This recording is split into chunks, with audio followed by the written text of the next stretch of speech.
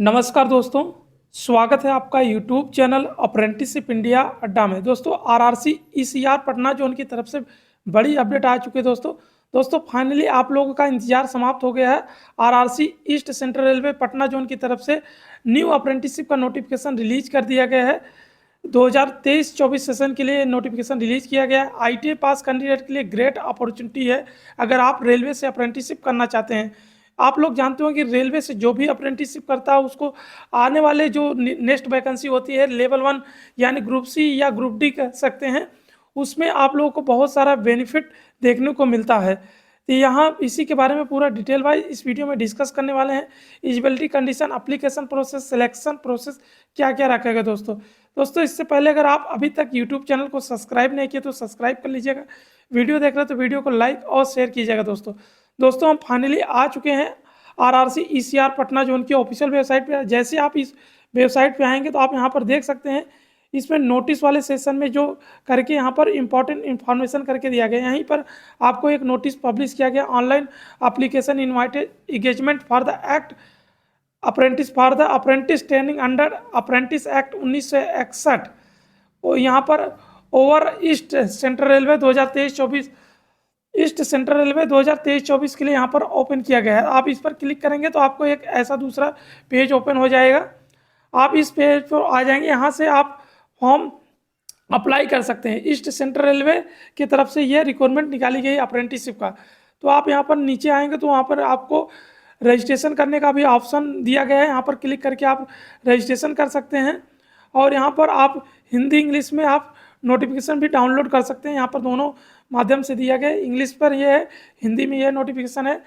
और यहाँ पर आप रजिस्ट्रेशन करने के बाद आप लॉगिन करेंगे, अपना रजिस्ट्रेशन नंबर और पासवर्ड डाल के कैप्चा करके तो लॉगिन हो जाएंगे।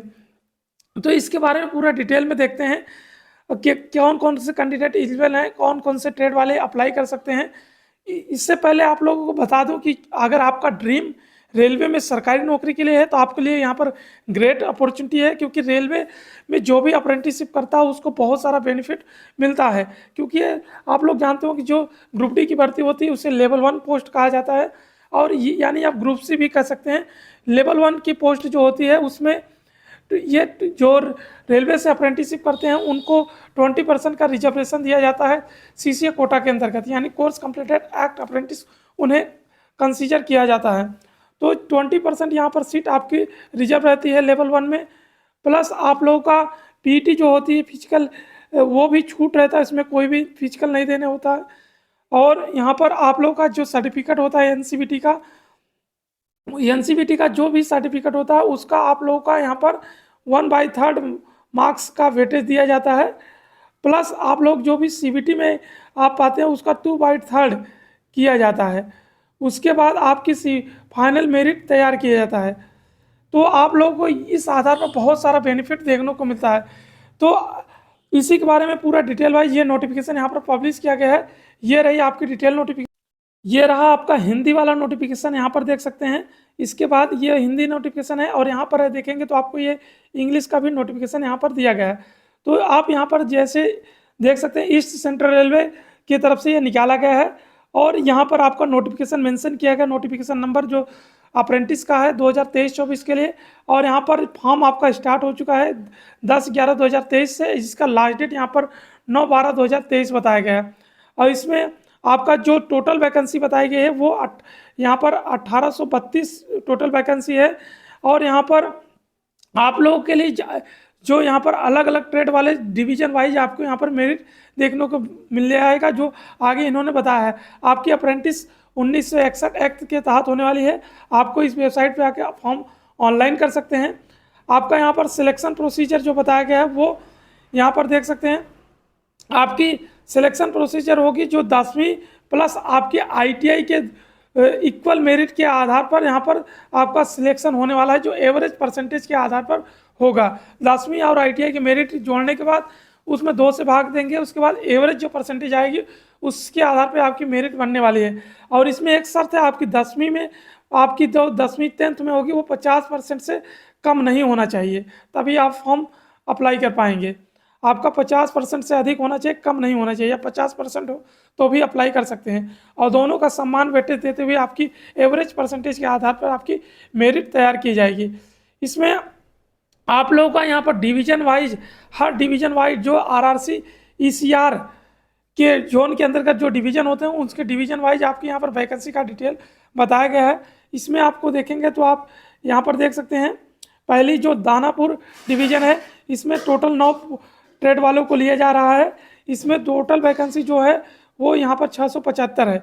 यहाँ पर अगर आपका trade fitter, welder, mechanic diesel या रेफ्रिजरेटर एंड एसी मैकेनिक या फोरगर एंड हीट ट्रीटमेंट है तो carpenter, electronics mechanic, general painter, electrician, wireman है तो आप अप्लाई कर सकते हैं।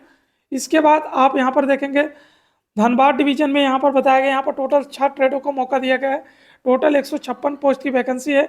यहाँ पर बात करें तो fitter, Turner, machinist, carpenter, builder, gas and electric, mechanic, diesel and fitter के लिए यहाँ पर है और वायरमैन के लिए है, तो आप अप्लाई कर सकते हैं। उसके बाद यहाँ पर अगला जो है डिवीजन यहाँ पर पंडित दीनदयाल उपाध्याय डिवीजन है।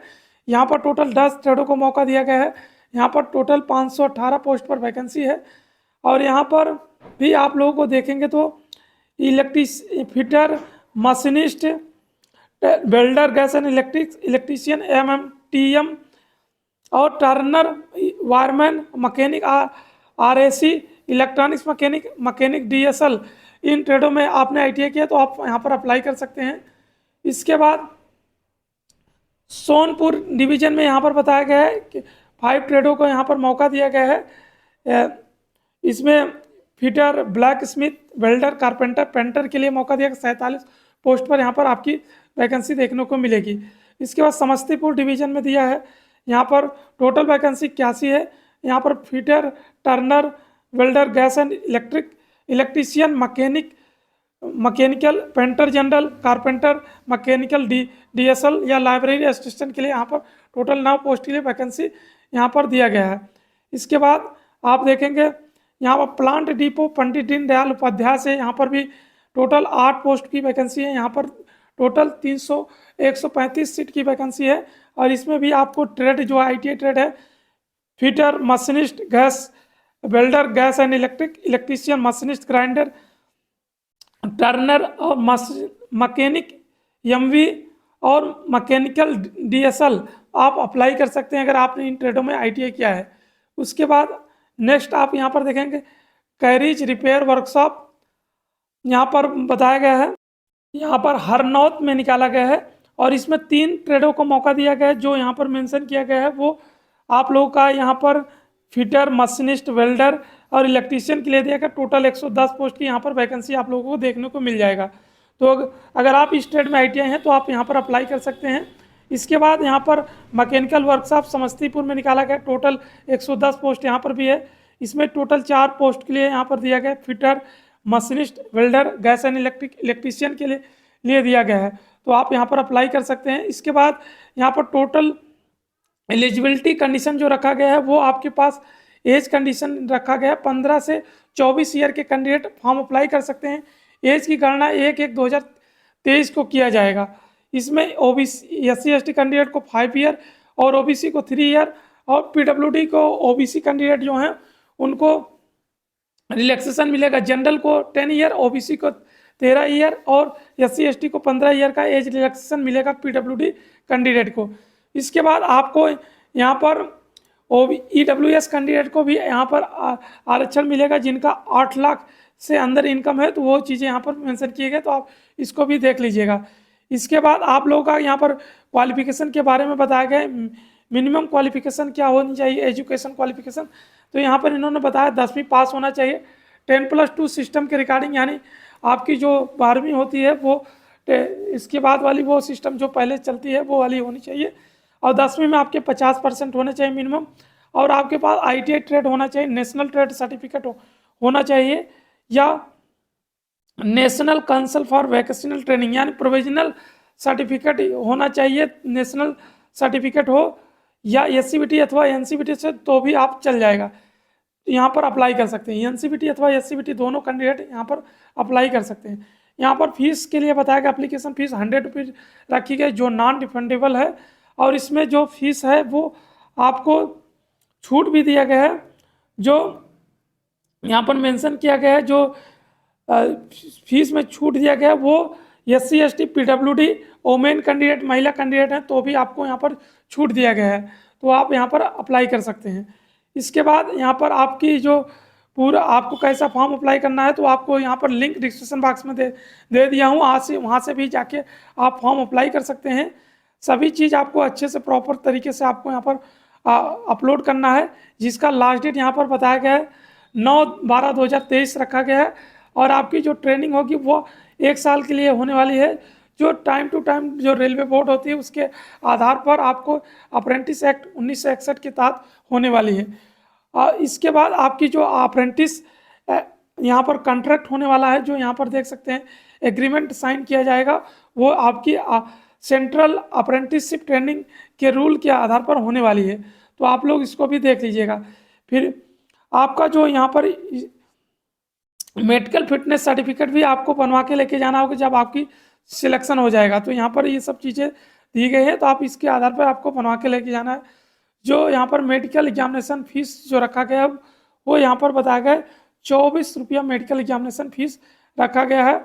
आपको मेडिकल एग्जामिनेशन जो फीस पे करना होगा वो 24 रुपया होगा, वो यहाँ पर बताया गया है। आप यहाँ से बनवा जा सकते हैं।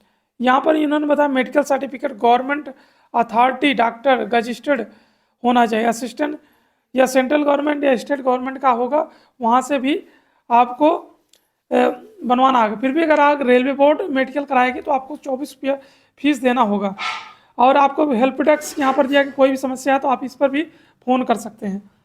सभी लिंक डिस्क्रिप्शन बॉक्स में है, आप वहाँ से अप्लाई कर सकते हैं। फिर भी अगर आपको कोई भी डाउट है बेशक कमेंट बॉक्स में मेंशन कीजिएगा, टोटली आपकी हेल्प एंड रिप्लाई की जाएगी। धन्यवाद।